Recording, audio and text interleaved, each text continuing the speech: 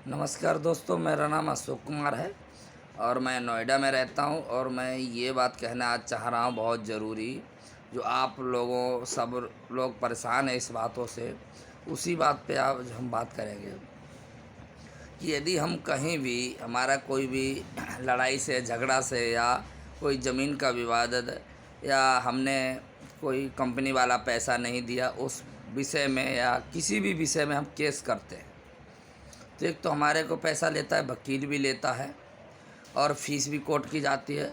उसके बावजूद भी कोई भी वहाँ पे सम्मन या डॉक्यूमेंट्स उस जिस पे केस करते हो पहुँच नहीं पाता है। बड़ी सारी दिक्कतें, प्रॉब्लम बता के बोल देते घर पे नहीं है, ये नहीं है, वो मिला नहीं है, ये है। तो बंदा क्या होता, गरीब ही आदमी केस करता है, या कोई परेशान होता वही व्यक्ति केस करने जाता है जिसको परेशानी होती है। वो कहीं न कहीं वकील जो है दोनों तरफ से पैसा खाता है और केस को हल नहीं करता। थक और हार के वो बंदा बैठ जाता है और उन लोगों का, दोनों लोगों का पैसा बनता रहता। जब भी कभी कहता है तो सर ऐसा ना, मैं तो लेटर भेज दिया हूँ, वहाँ पहुँचा या नहीं पहुँचा उसका कोई सबूत नहीं होता है और बड़ी सारी दिक्कतें होती हैं। जबकि उसका एड्रेस भी लिखा होता है, सब कुछ लिखा होता है, ना उसको कोर्ट बुलवाता है ना पकड़ता है। बीसों बीसों सालें हो जाती हैं केस चलते हुए, कोई भी इस पे हल नहीं होता है। और हर चीज़ें सबके साथ ऐसा गुजर, हमारे साथ भी ऐसा ही गुजर गया है कि मैंने भी सोनीपत कुंडली में हमने अपने बंदों से काम करवाया है। करीब 5.5 लाख रुपए रखा हुआ है हमने सोनीपत कुंडली के अंदर। वहाँ पे हमने केस डाला हुआ है। कई बार लेटर भेजवाए हैं वकीलों से, यहाँ से वकील भी जाता है, 2,000 रुपये आने जाने का लेता है। प्लस हमने 48,000 रुपये कोर्ट के भी जो चार्ज होता वो भरा था शुरू में, और बाकी वकील भी हमसे 2,000 रुपये ले लेते हैं, लेकिन फिर भी हमारा काम नहीं आगे बढ़ता है।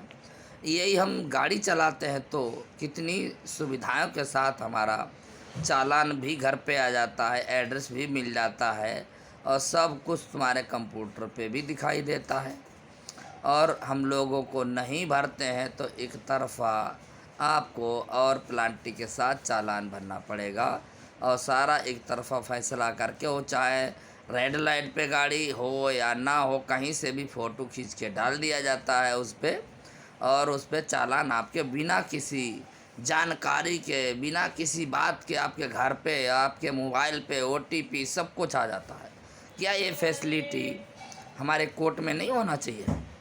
जिस तरह हमारी फैसिलिटी चालानों की है, जो घर पे आ जाता है उसको भरना पड़ता है और एक तरफ़ा फ़ैसला भी सुनाया जाता है कि नहीं जी आपने रेड लाइट पार की होगी या रोम साइड जा रहे होगे या कुछ भी किया होगा, तो उस पर तो फैसला तुरंत करके और उसको जुर्माना भरना पड़ता है।